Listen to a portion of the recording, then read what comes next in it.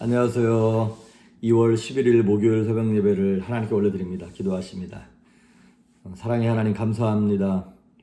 우리 하나님께서는 마음이 상한 자를 가까이 하시며 중심에 통회하는 자를 기뻐하신다 하셨사온데, 상한 마음으로 찢긴 심령으로 주님만 사모하는 마음으로 이 시간 말씀을 대하며 은혜를 구하오니 우리의 영과 혼과 육체를 새롭게 하시며 깨닫게 하시고 하늘로부터 내려오는 새 힘과 지혜를 허락하여 주시옵소서. 간구하는 것들이 응답되기를 소망합니다. 주의 나라와 영광을 위하여 응답되어질 수 있도록 하나님 우리의 구하는 것이 영적이게 하시며 하나님 기뻐하시는 것 되게 하여 주시옵소서. 감사하고 예수님의 이름으로 기도했습니다. 아멘. 우리 예찬송가 500장, 새찬송가 446장, 주 음성 외에는 참 기쁨 없도다. 주 음성 외에는 참 기쁨 없도다. 날 사랑하신 주 늘 계시옵소서.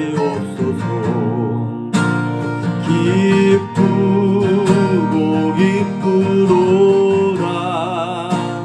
항상 기쁘도다. 나 주께 왔사오니 복 주옵소서. 나 주께 왔으니 복 주시옵소서.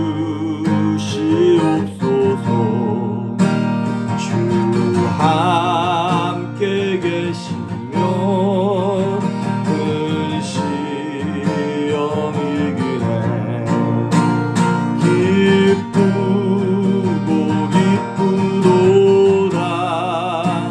항상 기쁘도다. 나 주께 왔사오니 복 주옵소서.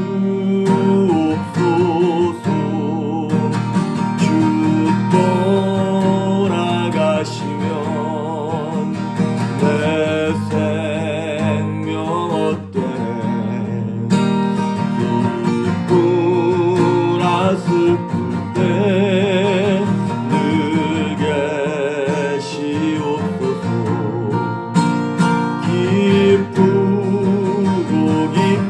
기쁘도다. 항상 기쁘도다. 나 주께 왔사오니 복 주옵소서. 그 위한 언약은 이루어 주시고 주 명령 따를 때 늘 계시옵소서. 기쁘도다. 항상 기쁘도다. 나 주께 왔사오니 복 주옵소서.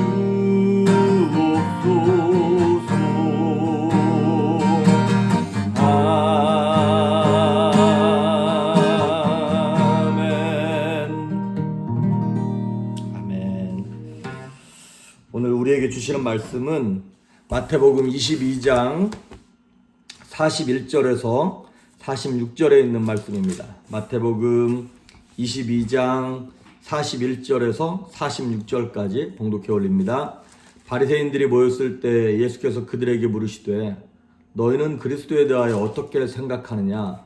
누구의 자손이냐? 대답하되 다윗의 자손이니이다. 이르시되 그러면 다윗이 성령에 감동되어 어찌 그리스도를 주라 칭하여 말하되 주께서 내 주께 이르시되 내가 내 원수를 내 발 아래 둘 때까지 내 우편에 앉아있으라 하셨도다 하였느냐. 다윗이 그리스도를 주라 칭하였은즉 어찌 그의 자손이 되겠느냐 하시니 한마디도 능히 대답하는 자가 없고 그날부터 감히 그에게 묻는 자도 없더라. 아멘. 지금 예수님께서 이제 예루살렘에 마지막 여정으로 올라가셨고, 이제 며칠 있으면 십자가에 달려 죽으시기 전에 예루살렘에 들어오시자마자 바리새인들, 율법사들, 사두개인들, 뭐 온갖 예수님의 이 대적들이 나타나서 예수님으로 하여금 올무에 걸려 넘어질 만한 이상한 질문들, 극단적인 질문들, 민심을 나누는 질문들, 어떻게 해서라도 예수님을 넘어뜨리게 해서 다치게 하려고 하는 이 사람들이 막 질문을 해댔어요. 그런데 그 모든 질문에 대하여 예수님이 너무나 지혜롭고, 그러니까 우리의 속을 시원하게 아주 그냥 받아치시면서 저들의 입을 다 다물게 하셨죠. 그러고 난 다음에 거기 41절에 바리새인들이 모였을 때 예수님께서 저들을 향하여 예수님의 질문을 탁 던지십니다. 근데 그 예수님의 질문도 그렇고 그 대답도 그렇고 46절에 보면 한마디도 능히 대답하는 자가 없고 그날부터 감히 그에게 묻는 자도 없더라. 예수님이 얼마나 확실하게 그냥 저들의 입을 딱 닫아버리셨는지 아무도 감히 예수님께 질문하지 못하는 거예요. 자, 오늘 왜 어떤 질문을 예수님이 하셨길래 과연 그랬을까? 오늘 예수님께서는 우리 성도의 믿음과 구원에 있어서 가장 핵심적인 질문을 저희들에게 던지시는 거예요. 결론부터 얘기하냐면 예수님이 누구신가에 대한 질문을 저들이 피해갈 수 없게끔 막다른 골목에 딱 넣어놓고 예수님이 지금 저들에게 질문을 하시는 거예요. 예수님이 누군가에 대한 질문을 예수님이 제자들에게 한번 하신 적이 있죠. 사람들이 인자를 누구라고 하느냐? 마태복음 16장에 그래 물어봤을 때 제자들이 뭐 이렇게 누구다 얘기하다가 베드로가 주는 그리스도시요 살아계신 하나님의 아들입니다라고 제정신이 아닐 때 성령에 감동되어서 그러다가 그냥 한번 대답한 적이 있고, 이번에는 예수님을 대적하는 사람들 앞에서 그들을 앉혀놓고 그들에게 예수님 질문하시는 거예요. 그리스도가 누구냐는 것이죠. 그래서 42절에 보면 너희는 그리스도에 대하여, 이제 우리가 말하는 이 그리스도, 크리스토스라고 하는 헬라어는 이게 the anointed one, 그러니까 기름 부음을 받았다라고 하는 뜻이에요. 그 기름 부음을 누가 받았냐면 왕, 제사장, 선지자들이 받는 거거든요. 그러니까 이 그리스도는 왕, 제사장, 선지자라고 하는 모든 집합체가 딱 그리스도인 거예요. 그거를 이제 유대인들은 다 알고 있는 거예요. 헬라 말로는 크리스토스, 그 다음에 히브리 말로는 이게 이제 메시아를 얘기하는 거예요. 메시아를 고대하고 있었죠. 그러니까 예수님이 그러니까 그들에게 물어보기를 너희는 그리스도에 대하여, 너희는 앞으로 너희가 구원받을, 너희를 구원할 그 메시아에 대하여 어떻게 생각하느냐? 그리고 그 메시아는 누구의 자손이냐? 이렇게 예수님이 물어본 거예요. 그러니까 예수님은 저들이 어떻게 대답할 줄을 다 알고 계시면서 물어보시는 거예요. 그랬더니 이들이 얘기하기를 다윗의 자손입니다. 이렇게 대답했어요. 자, 이 원문에는 다윗의 자손이라고 하는 이런 뜻이 아니라 다윗의 아들입니다. 뭐 이런 대답으로, 그리고 누구의 아들이냐 이렇게 물어본 걸로 되어 있어요. 히브리 말은 이제 아들과 자손, 뭐 후손이 같은 걸로 나옵니다.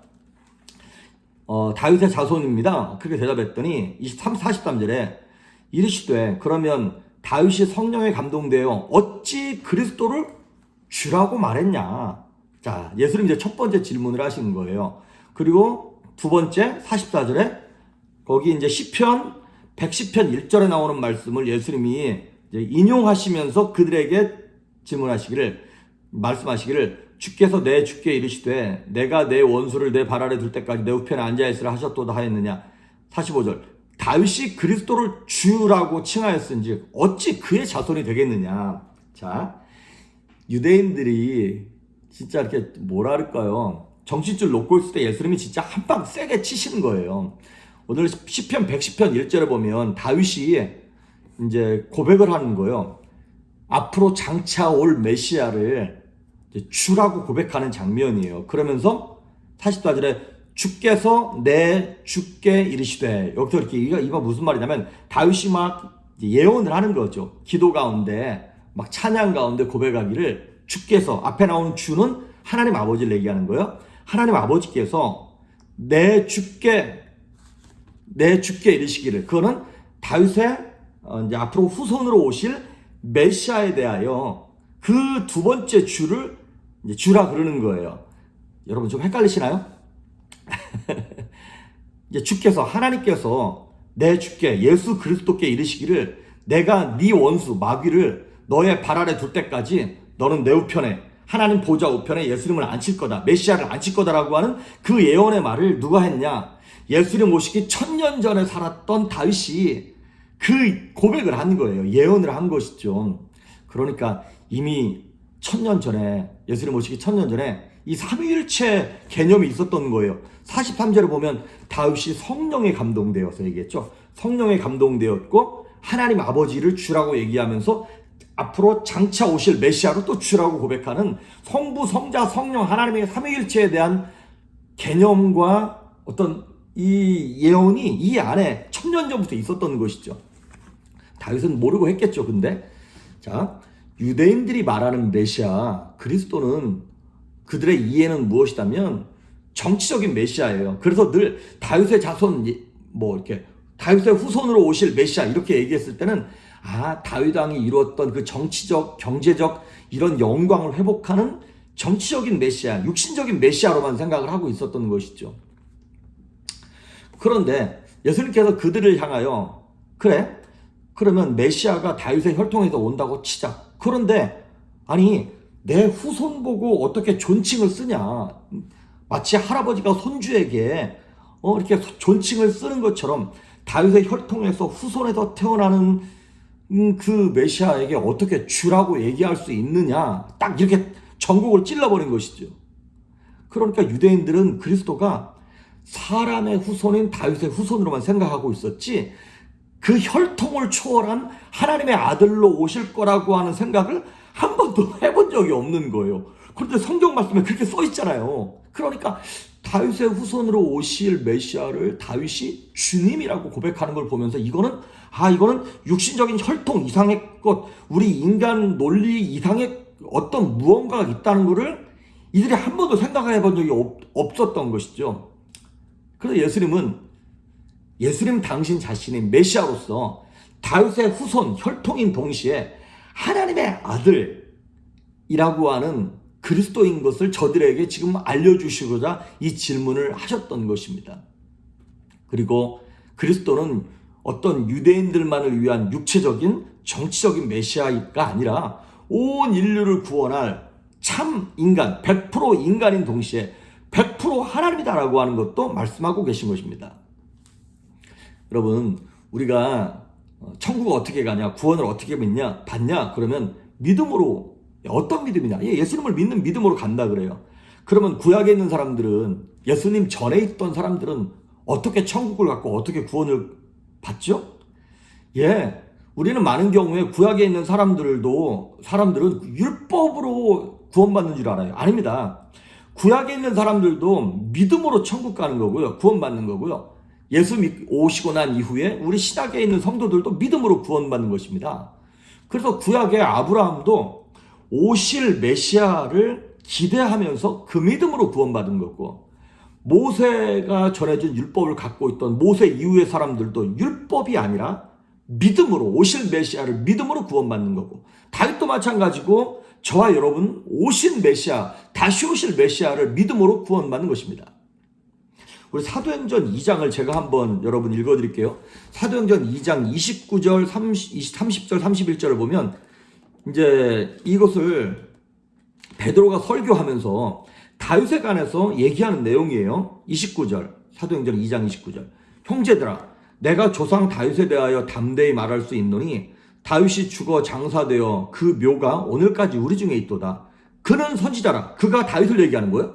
그는 선지자라. 하나님이 이미 맹세하사 그 자손 중에서 한 사람을 그 위에 그 위는 그 왕의 위라는 거예요. 위에 앉게 하리라 하심을 보고 알고 미리 본 거로, 다윗이 미리 봤다는 거예요.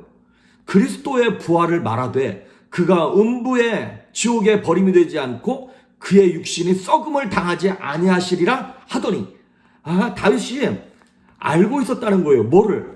자신의 후손 가운데 메시아가 태어나고 그 메시아는 그냥 자신의 육체적인 그 후손일 뿐만 아니라 하나님께로부터 온 하나님의 아들로서 죽임을 당하지만 그 육체가 썩어버리지 아니하고 다시 살아날 거다라고 하는 것을 다윗이 알고 있었다라고 베드로가 설교하고 있는 내용입니다.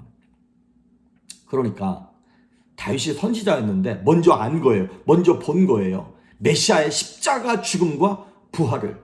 그러니까 누가 부활하나요? 사람이 부활하나요? 우리 인간은 부활할 수 없잖아요. 우리의 능력으로는. 근데 부활의 첫 열매가 되시는 하나님의 아들 예수 그리스도가 오셔서 부활의 능력을 가지고 부활을 하셨고, 이제 우리에게도 그 첫 열매, 부활의 첫 열매에서 우리에게도 부활의 소망을 주셨다는 것이죠. 그래서 메시아가 하나님의 아들이다라고 하는 힌트를 주셨다라고 하는 것입니다. 로마서 1장 3절과 4절에도 보면 사도 바울이 이런 말을 해요. 이 아들로 말하면, 예수님을 얘기하는 거예요. 이 아들로 말할 것 같으면 육신으로는 다윗의 혈통에서 나셨고 성결의 영, 이거는 이제 영으로는, 근데 이게 어떤 영이냐면 성결의 영이라는 거예요. 거룩함이라는 거예요. 성결의 영으로는 죽은 가운데서 부활하여 능력으로 하나님의 아들로 인정되셨으니, 죽었다가 부활함으로 그 부활의 능력을 보여주심으로 말미암아 하나님의 아들이라고 인정받으셨다는 거예요. 곧 우리 주 예수 그리스도시니라. 아멘. 그렇습니다, 여러분. 혈과 육체로는 하나님의 나라를 유업으로 받을 수 없어요. 우리는 믿음으로 말미암아 우리의 영혼이 구원을 받고 다시 오실 예수님을 믿음으로 우리의 육체가 그 영혼과 나중에 결합할 것을 믿는 것이죠. 지식으로 사는 것이 아닙니다. 진리로 사는 것입니다. 그래서 오늘 43절에 다윗이 성령에 감동되어 이 예언을 하고 고백을 했던 것처럼, 그리고 오실 메시아를 믿고 죽었던 것처럼, 우리도 마찬가지로 우리의 논리와 머리와 이성과 지식으로 말씀을 판단하고 이게 윤리적이네, 이게 도움이 되네, 이 말씀이 참 위로가 되네, 이렇게 판단할 것이 아니라 우리의 영으로, 근데 그 영은 성령께서 감동해 주셔야 한다는 것이죠. 성령께서 감동하셨을 때 별것 아니었던 말씀이 위기 순간에, 고난의 때에 내게 들어와 나를 살리는 말씀이 되어지고, 나를 감동시키는 말씀이 되어서 그리스도가 믿어지고 소망을 갖게 되어지고, 그 좌절할 수밖에 낭망할 수밖에 없는 자리에서 정말 신음소리와 같은 기도를 내뱉음으로 말미암아 그 기도가 상달되어서 내 영혼이 살아나는 그 은혜를 오늘 예수님께서 힌트처럼 보여주시는 거예요. 그러니까 예수님 자신이 우리의 영과 혼과 육을 다 살리는 온전한 메시아가 되시고 구원자가 되신다. 그런데 그 구원자가 되시고 메시아가 되심을 어떻게 알아볼 수 있느냐? 이거는 하나님의 은혜가 아니면 안 된다는 거예요. 성령이 아니면 안 된다는 거예요. 그럼 내가 그 은혜를 받은 자인지 안 받은 자인지 어떻게 알고 있느냐? 그건 삶으로 증거되고 나타난다는 거예요. 어쩌면 이 아침에 이 말씀을 사모하고 고난 가운데 그냥 울고 한탄하고 끝나지 않냐고 꾸역꾸역 어떻게 해서라도 예배의 자리로 달려나오고, 내가 그래도 믿고 의지할 분은 주님밖에 없지라고 내 영혼의 방향을 막 힘들어도 죄 가운데 막 돌리고 있다면 바로 그 사람이 성령에 감동된 사람이고 하나님이 힌트를 보여준 사람이고 다윗과 같이 예수 그리스도를 믿음으로 먼저 본 사람이라고 하는 것이죠. 여러분의 마음의 자세, 삶의 태도가 어떤지 돌이켜보시고, 이는 힘으로 되지 아니하고 능으로 되지 아니하고 성령의 능력으로 은혜로 되심을 믿고 오늘도 성령에 감동되어서 예수 그리스도와 함께 동행하는 저와 여러분 될 수 있기를 주의 이름으로 축복합니다. 기도하십니다. 좋으신 하나님 아버지, 감사합니다. 우리의 참 부족함과 연약함을 아시는 하나님께서 오늘 성령으로 우리에게 보여주시며 감동하시고 알려주실 때 내 교만함을 내려놓고 주님을 온전히 믿고 받아들임으로 하나님의 능력 가운데 새 소망을 품게 하시며 주님 다시 오실 날을 사모하며 담대하게 살아갈 수 있도록 오늘도 성령으로 기름 부어 주시옵소서. 감사드리옵고 예수님의 이름으로 기도했습니다. 아멘.